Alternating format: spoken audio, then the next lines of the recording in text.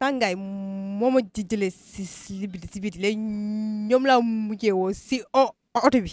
non si fii muy tani ni muy tàngee métti na. waaw salaamaaleykum wa rahmatullah wa barakatuh on calminaama on juuraama ko Souleymane Ly gorko mo ñaabina déggoo olof. voilà dégg waaw léegi yow waxal. donc min ko pulaar mbawmi kadi ko pulaar mbawmi haalde ko ɗum kadi so tawi on namdima kam ko ɗum mbawmi jabade ma. mais yow suñu communiqué day métti parce que man dégg ma pulaar yow dégg olof. ew an ko mbawɗa ko wolof min mbawmi ko pulaar. ew min ko pulaar woni langam kadi ko pulaar muynumi kadi ko ɗum tawmi. léegi waxal rek yow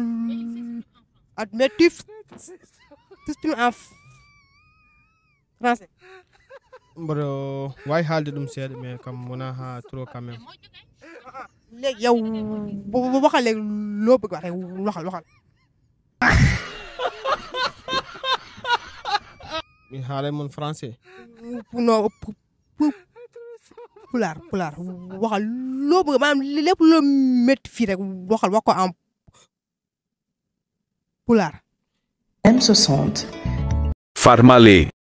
Musti fraîche. ko metti e leydi he leydi ndi wonani metti wona haydara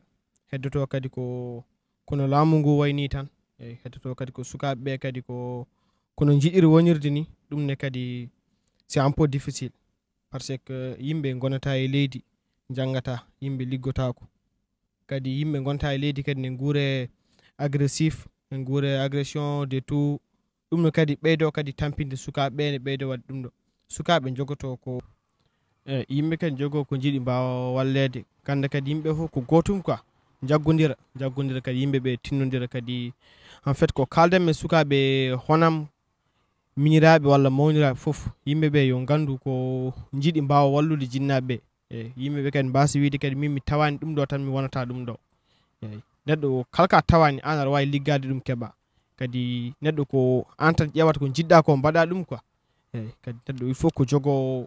passion tan no mbimi ni jogo muñal kadi wona courageur aduna haydara sattani eyyi inna allah ma sabirina allah wondi koye muñoɓe donc muñodiren muñen kadi liggoɗen neɗɗo jogoto joom yiɗe wonde anda kadi an ka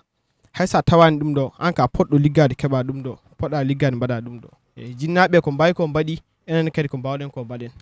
eyyi ko ɗum tan woni ko jettintum sukaɓe kadi ɓe tinno kadi ɓe goppa kadi koɓe mbaɗata e koye mabɓe ko agression en de tout liggoɗa quoi saabu mo jahata keftana ko waɗi ko an a ronkani wadde ɗum eyyi saabu kanko yaha o woppi ko ɗoygol o woppi foof woppi ko waɗanno foof o yeehi o liggoyi o dañi an gaɗa kefta yimɓeɓe yo arrêté ça quoi yimɓeɓe toppito kadi koye mumen assalamu aleykum wa rahmatullah wa barakatuh on calminama kadi ononne kadi oɗon remercier on jarama kadi à chaque fois kadi ɗum sen waɗa hen kadi ma sukaɓeɓe ɓeyde jogade vision ɓeyde jogade kadi ande kadi ko jiiɗi quoi assalamu aleykum wa rahmatullah wa barakatuh jarama li mu wax yëpp nag dégg naa ci wàllum l'agression dégg naa ci wàllum tey pulaar ak soninke ak mu tene ak olof yi yëpp benn la dañoo war a boole xol yi man d'après ni ma déggee te ku gis xam ne xol lay waxee ndax li mu dund fi nga xam ne mooy mu tene en tant que pulaar du yoon parce que xeet yëpp benn la te ñu ñëpp si ni yàlla suñu borom la ñuy delluwaat yéen ñi nga xam dégg ngeen pulaar rek ngeen ci jàpp si ngeen li wax ma li wax en tout cas ko jaaraama. assalamu aleykum on jarama kadi à prochaine fois inchallah on jarama marhaba bi. ok merci beaucoup ok.